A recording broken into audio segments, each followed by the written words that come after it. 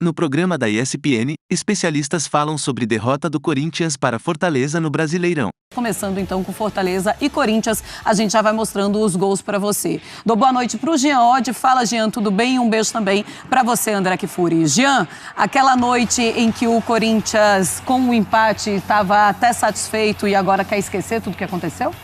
Pois é, Marcela, boa noite para você, boa noite para o André e não sei se eu deveria falar isso, felicitações ao André Kfouri, aniversariante da noite. Você é aniversariante da noite? Aniversariante da noite, sempre discreto, o dia, né? da André noite, Kfouri, olha, me desculpe, mas eu não sabia que era o seu aniversário, então fica aqui todo o meu carinho, meu amor e minha compreensão no dia do seu aniversário. Ressaltando que no dia 11 eu lhe parabenizei. É verdade, teve isso, está anotado, nunca mais eu esqueço. Eu espero que ele não me critique por tornar público o seu aniversário, mas podem encher as redes sociais de André Kfouri de felicitações de aniversário. Bom, mas vamos ao jogo. Eu acho que é bem o que você falou, Marcela. O Fortaleza foi bastante superior ao Corinthians, acho que diria durante a partida inteira, tanto que a gente teve um jogo com 23 finalizações do Fortaleza contra apenas 6 do Corinthians, né?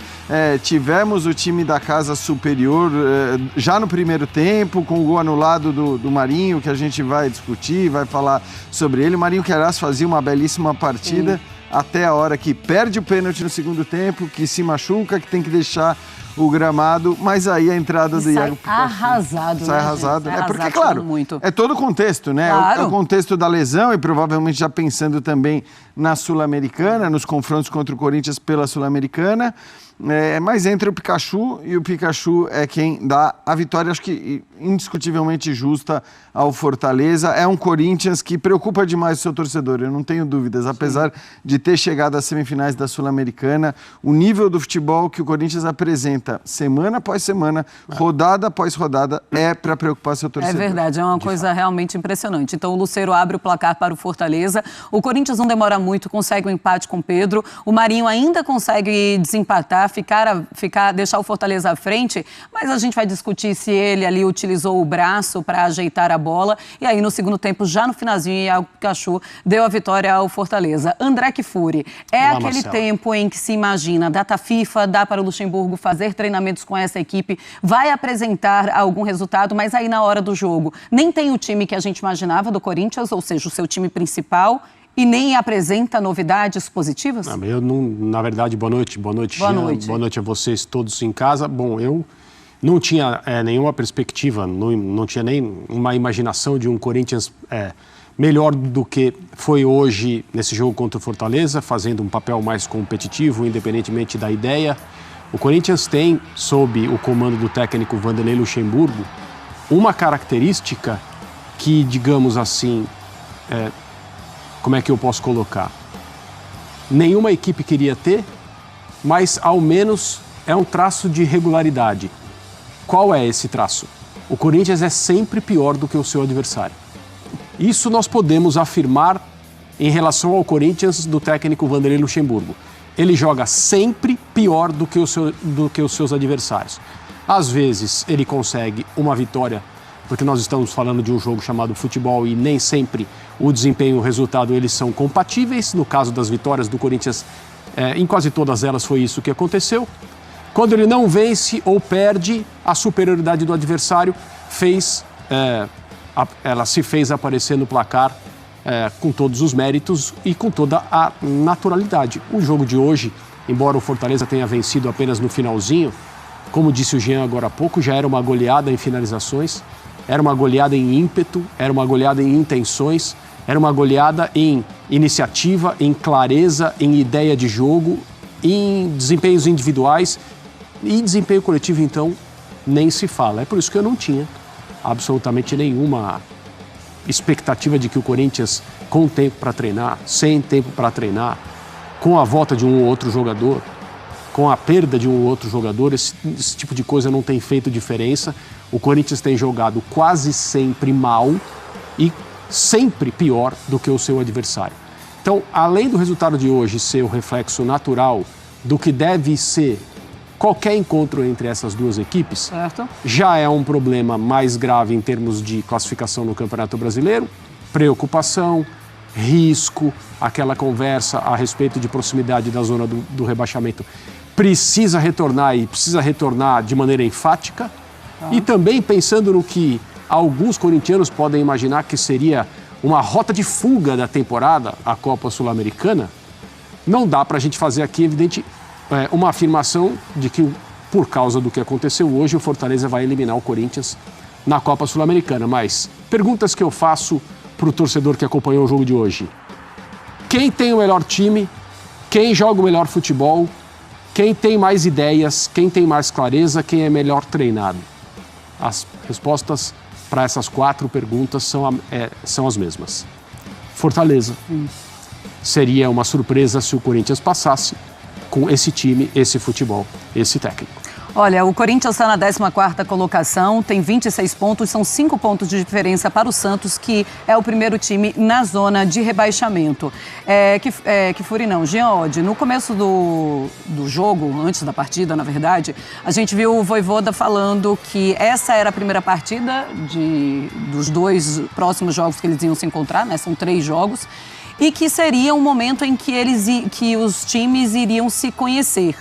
E aí o Vojvoda fala, todos os jogos são muito importantes, do Campeonato Brasileiro e da Sul-Americana. Na pergunta do Vanderlei Luxemburgo, que foi muito parecida, ele diz, é claro que os jogos da Sul-Americana são jogos mais importantes do que esse jogo do Campeonato Brasileiro. Isso já demonstra como o Corinthians iria entrar em campo na partida de hoje? Você esperava alguma evolução ou você acha que o próprio Vanderlei Luxemburgo já entrou tranquilinho no Campeonato Brasileiro, pensando em Sul-Americana, que é só daqui a 2 semanas, também tem isso, né? Pois é, Marcelo. Bom, primeiro que eu compartilho muito da ideia do André em relação à expectativa do futebol do Corinthians. E não é questão de Sul-Americana, ou Copa do Brasil, ou Campeonato Brasileiro, porque se a gente for ver bem o que tem acontecido com o Corinthians, é que as atuações elas têm sido fracas em qualquer competição. Você argumentar que é um outro Corinthians na Sul-Americana porque ele está na semifinal, eu não sei se condiz com o que a gente viu, por exemplo, nas partidas contra o Estudiantes. O que foi aquele segundo jogo, principalmente. Quer dizer, o Corinthians está por acaso na semifinal da Sul-Americana, se a gente considerar o que foi o jogo contra o Estudiantes. E, pelo que está jogando, vai precisar contar muito com o tal do acaso de novo, para conseguir eliminar esse Fortaleza. Eu nem falo por causa do jogo de hoje.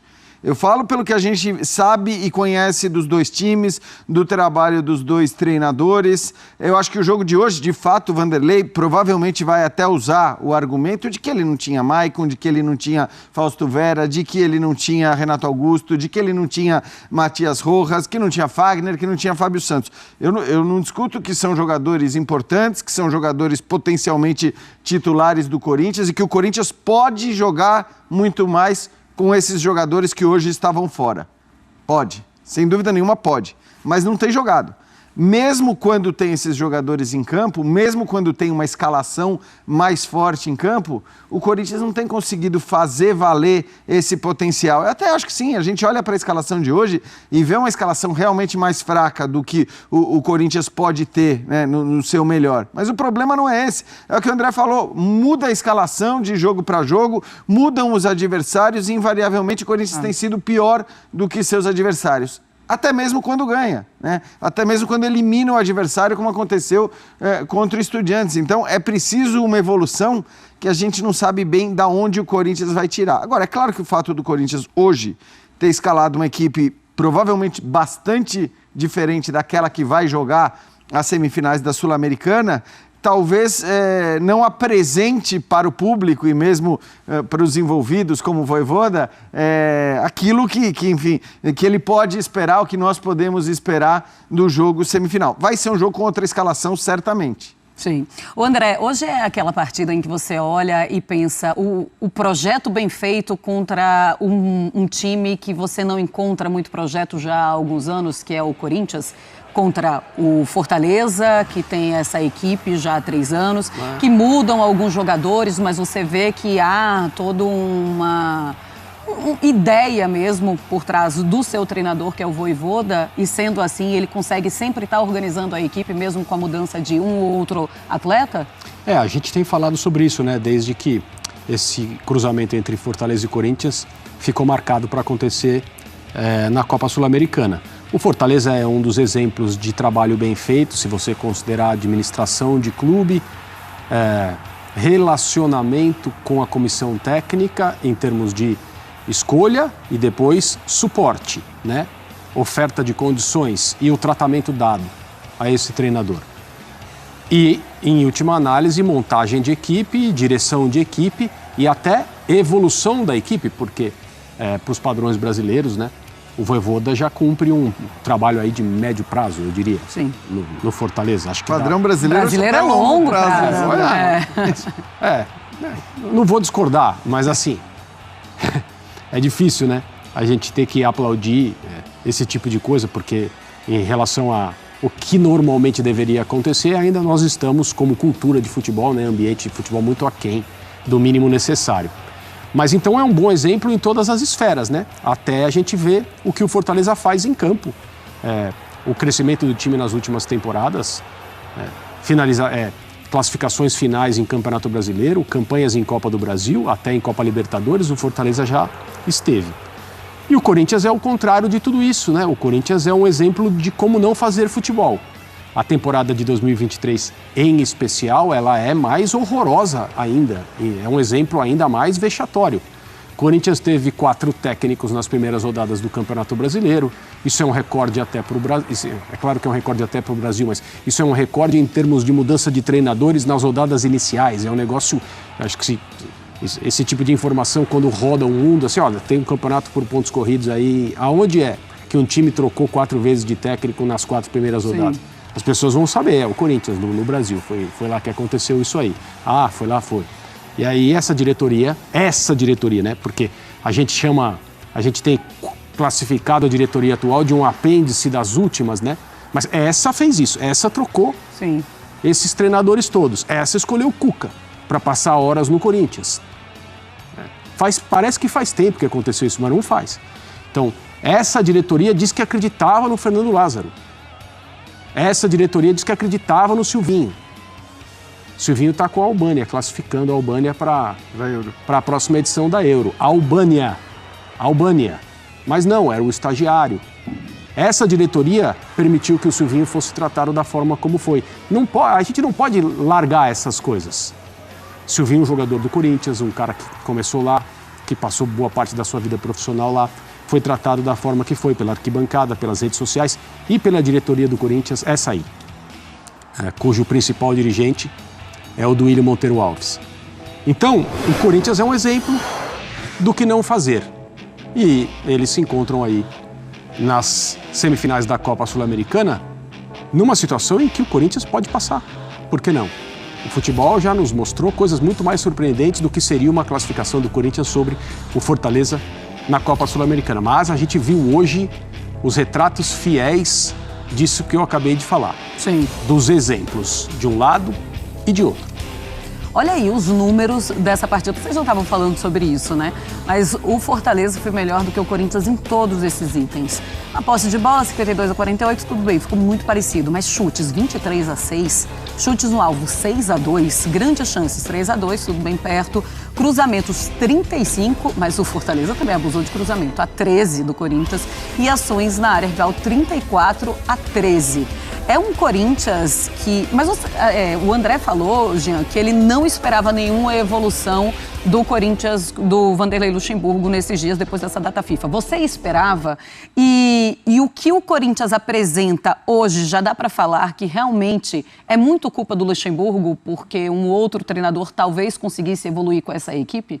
Então, eu não consigo atribuir muito a responsabilidade principal, pelo menos ao Luxemburgo, pelo contexto no qual ele chega ao Corinthians. Quer dizer, tudo que a gente viu e que aconteceu no Corinthians, a chegada do Vanderlei Luxemburgo, ela acaba sendo um reflexo daquela escolha absolutamente equivocada, porque eu acho que nem o Corinthians escolheria o Vanderlei Luxemburgo se fosse para escolher um técnico no começo da temporada, mas todo o contexto, aquele momento, aí realmente as suas opções ficam muito limitadas. Não dá hoje para esperar do Vanderlei Luxemburgo uma revolução do ponto de vista tático. É uma loucura falar isso de um cara que já foi o técnico que o Vanderlei Luxemburgo foi. Para mim, um dos melhores que eu vi trabalhar trabalhar no Brasil, do ponto de vista de encontrar soluções, das questões táticas, de surpreender todo mundo, mas hoje ele não faz isso.